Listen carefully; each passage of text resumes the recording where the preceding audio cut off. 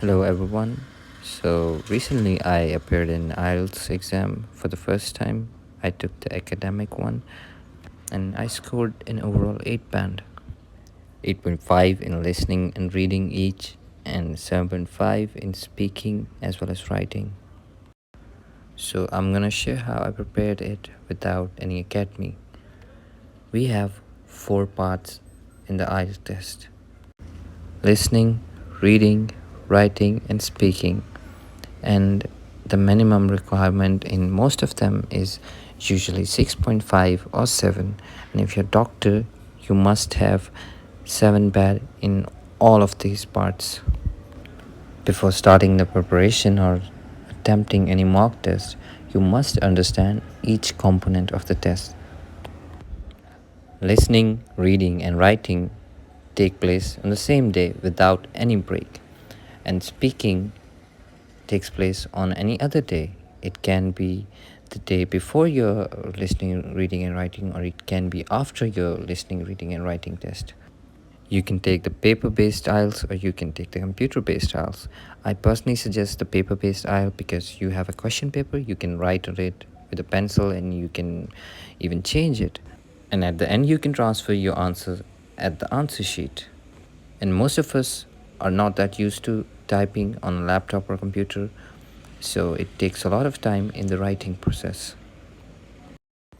So let me break down each component for you. The first one is listening, which goes on for about 30 minutes, and at the end of it, you get 10 minutes to transfer your answers on the answer sheet. 3 different CDs are played for 3 different sections, and you are given a minute to look at the questions before the audio plays. The first part is usually the easiest. You just have to fill the information. It's usually a phone call and one person is providing the information and you fill it out. The second part can be a dialogue between 2 people, or it can even include 3 people at the same time.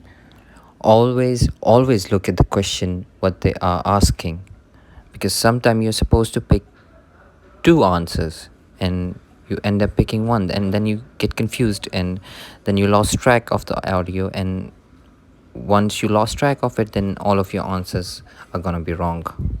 Personally, I believe the Irish accent is the toughest one, so for that I recommend a season which is called the Dairy Girls. And I further recommend that you guys watch more and more English dramas seasons. Majority of the people find figure diagram questions the most difficult in listening. For that, I suggest you do more and more practice on YouTube. I'm attaching the links. Okay, so next step is reading. And for reading, I suggest that before starting your IELTS preparation, you start off by reading a few novels because you need more practice. You need to build up concentration. Once you have built a good concentration level, you can go for practice. You can read articles, you can read newspaper, anything that can help you maintain concentration, because reading goes on for an hour and you're not given any extra time to transfer the answers on answer sheet. You're given 3 passages and 40 questions, just like listening. And the most difficult ones are yes, no, or you can say true, false, or not given. Because you can confused if the information in the question is false or it wasn't given at all. And after that, matching the headings question is considered the second most difficult in reading section. I'm gonna come to writing and speaking later. First, I need to explain the listening and reading part. You need to familiarize yourself with the English accent, with the English words. So for that, watch English movies, watch English seasons. Anything in English is gonna do you good. I personally suggest seasons like Anne with an E because they have good vocabulary.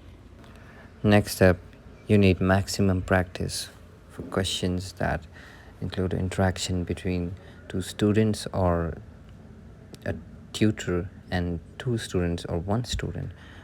You need to listen them very carefully because on certain sentences they are going to agree, on some they are going to disagree, and you're supposed to notice every single reaction from all the persons included in that dialogue.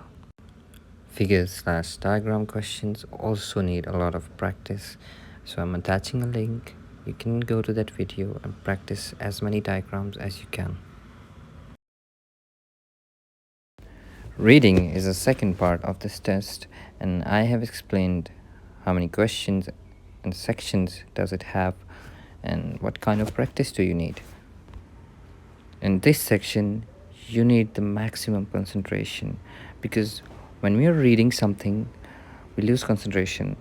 In listening, we can comparatively maintain a better concentration because it only lasts for 30 minutes, but reading it goes on for an hour and you don't get any extra time to transfer the answers, as I've mentioned earlier. So do yourself a favor, pick up any short novel or short story or newspaper and start off with that. Here you need the maximum practice for yes, no, true, false or not given statements, or match the headings questions. The difficulty level increases with each passage, so the third passage is considered to be the hardest one. So divide your time accordingly. Don't spend too much time on the first passage, save it for the last one. If you are unable to solve a question, don't stay there, move on, you can come back to it later. I'll further share some tips for the reading section in the next video, because for me it was the hardest one. Now we are going to move on to the writing section. You're given 60 minutes for 2 tasks. Writing has 2 tasks. I appeared in the academic, so I had academic task 1 and task 2. There is a lower limit for each task, and I'm gonna explain it once I've briefed about the speaking section. For writing, I'm also gonna attach some video links where you can see the structure of writing, because first you need to understand how the structure is for IELTS writing tasks. And I must clear that the writing task 2 weighs a lot more importance compared to the writing task 1. In writing task 2, you can get creative, but in task 1, you must give the info that you are presented in the question, in the diagram, in the figure, in the chart. I believe speaking is the easiest part of IELTS test. You just need someone to practice it with on daily basis for at least 1 or 2 hours. You do not need big fancy words, you just need fluency, a nice grammar, and some decent vocabulary. Okay, so as I have mentioned earlier, the writing portion consists of 2 parts, task 1 and task 2. In task 1, you're given a bar chart or line graph or any kind of graph or figure, and you have to summarize it.